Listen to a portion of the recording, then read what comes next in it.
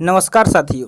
Cancer नाम सुन के ही डर जाते हैं। ये इतना भयंकर बीमारी है जो आजकल इतना तेज़ी से फैल रहा है। तो इससे बचने के लिए देखिए, एक सर्विकल कैंसर होता है, वो अलग अलग जगह पे कैंसर होता है जिसका अलग अलग नाम होता है। ठीक है, तो सर्विकल कैंसर कहाँ पे होता है? जो फीमेल रिप्रोडक्टिव पार्ट होता है उसको, वहाँ पे जो कैंसर होता है उसको सर्विकल कैंसर बोलते हैं। ठीक है, तो उससे बचने के लिए इंडिया ने एक इंडिजीनियसली वैक्सीन का निर्माण किया है। तो उस वैक्सीन के बारे में हम इस वीडियो में डिस्कस करेंगे। तो चलिए वीडियो स्टार्ट करते हैं। उससे पहले वीडियो लाइक कर दीजिए और अभी तक चैनल सब्सक्राइब नहीं किए हैं तो जल्दी से चैनल सब्सक्राइब कर लीजिए। तो सबसे पहले हम आपके सामने एक क्वेश्चन, ठीक है, क्वेश्चन का आंसर हम डिस्कस करेंगे वीडियो के लास्ट में। तो क्वेश्चन है, which is the first global big tech company to join the open network for digital commerce, यानी कि जो ONDC है, open network for digital commerce, इससे कौन सा कंपनी है जो ज्वाइन किया है first global big tech company? तो ऑप्शन आपके सामने है। तो अगर आपको इसका आंसर पता है तो जल्दी से कमेंट सेक्शन में कमेंट कर दीजिए, अदरवाइज इसका आंसर हम वीडियो के लास्ट में डिस्कस करेंगे। तो आइए चलते हैं मेन टॉपिक की तरफ। देखिए, the drug controller general of India, जिसको शॉर्ट में DCGI बोलते हैं, लास्ट मंथ क्या किया है? एक granted market authorisation of Serum Institute of India for the production of this indigenously developed vaccine against cervical cancer, यानी कि सर्विकल कैंसर से बचने के लिए जो drug controller general of India है उसने last month market authorisation Serum Institute को प्रोवाइड कर दिया। ठीक है, यानी कि ग्रांट कर दिया उसको for the production of this indigenously developed vaccine. ये यानी कि जो ये स्वदेशी है, इंडिजीनियसली मतलब क्या होता है? स्वदेशी, यानी कि अपने देश में बना हुआ ये वैक्सीन है। और किसके द्वारा ये बनाया जा रहा है? तो सीरम इंस्टीट्यूट ऑफ इंडिया। तो ये आप याद रखिएगा, यहाँ से मेन इंपॉर्टेंट क्वेश्चन यही बनेगा, ये कौन निर्माण कर रहा है? तो सीरम इंस्टीट्यूट ऑफ इंडिया। और किसके द्वारा ये ऑथराइज किया गया है, ग्रांट किया गया है परमिशन? तो DCGI के द्वारा। ठीक है, और किसके लिए? तो सर्विकल कैंसर के लिए ये वैक्सीन होगा। तो ये सारे इंपॉर्टेंट पॉइंट है, ये 3 इंपॉर्टेंट पॉइंट आप नोट कर लीजिए कहीं भी।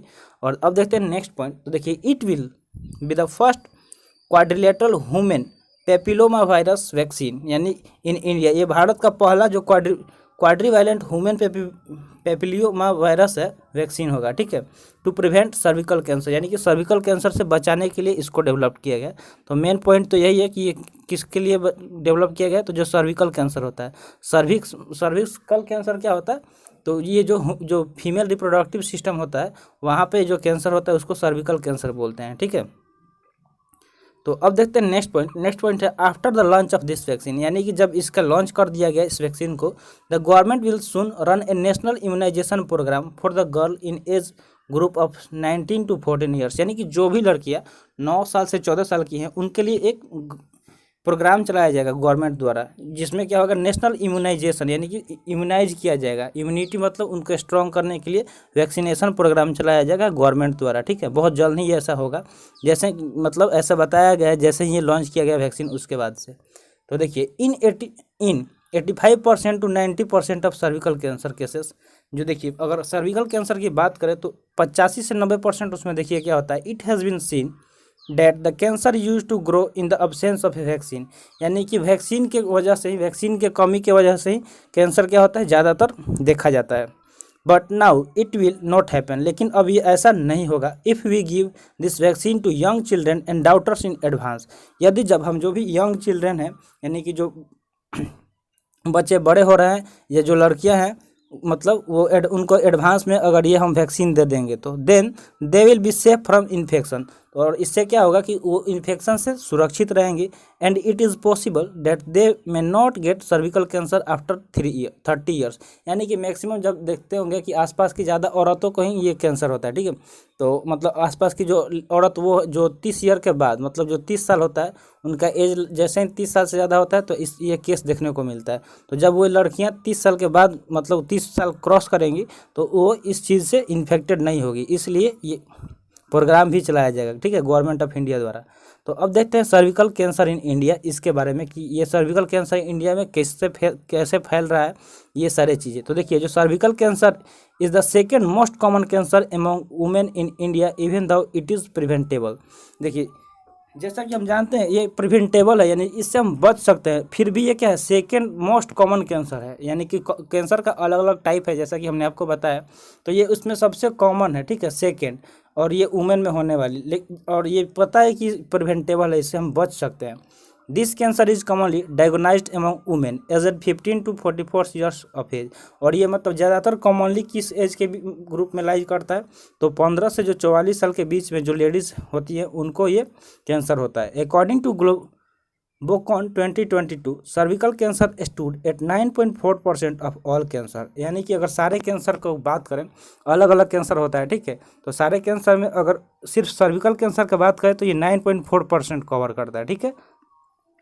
And 18.3% of new cancer cases in 2022। और 2022 में अगर नए कैंसर केसेस का बात करें तो उसमें 18% सिर्फ सर्विकल कैंसर से ग्रसित लोग ही पाए गए। During 1990 to 2016 cervical cancer was the second main factor of cancer death for women across 12 Indian states. यानी कि भारत के 12 राज्यों में 1990 से लेकर 2016 तक ज़्यादातर मतलब मौत इसके मतलब सेकेंड मेन फैक्टर यही था, किसके वजह से, तो कैंसर के वजह से ही, सर्विकल कैंसर की वजह से ही औरतों की डेथ हुई थी। तो आई होप ये चीज़ समझ में आ गया होगा। अब बात करते हैं नेशनल कैंसर कंट्रोल प्रोग्राम। देखिए, जब कैंसर जब तेज़ी से फैलने लगा तो सरकार ने एक प्रोग्राम चलाया जिसका नाम है नेशनल कैंसर कंट्रोल प्रोग्राम। तो इसके बारे में हम डिस्कस करते हैं। तो देखिए, national cancer control programme was first started in India in 1975। यानी कि भारत में सबसे पहले ये प्रोग्राम कब लाया गया था, तो 1975 में लाया गया था, ठीक है। यहाँ पे दिया गया है ये डेटा कि 1975 में ये प्रोग्राम लाया गया। Under the programme priorities they are given to equip existing cancer hospital and institution. इस प्रोग्राम के अंतर्गत क्या किया गया है, प्रायोरिटी दिया गया है किसको, तो जो भी मतलब कैंसर हॉस्पिटल और इंस्टीट्यूशन है उनको। Central assistance of Rs 2.50 lakhs was provided to each cancer institution in a bid to purchase cobalt machine for radiotherapy. यानी कि रेडियोथेरेपी कराने के लिए जो सेंटर्स ने क्या किया कि जो भी मतलब हॉस्पिटल थे कैंसर रिलेटेड उनको 2.5 लाख रुपया प्रोवाइड किया कि ये जो मतलब कोबाल्ट मशीन होता है रेडियोथेरेपी जिसके वजह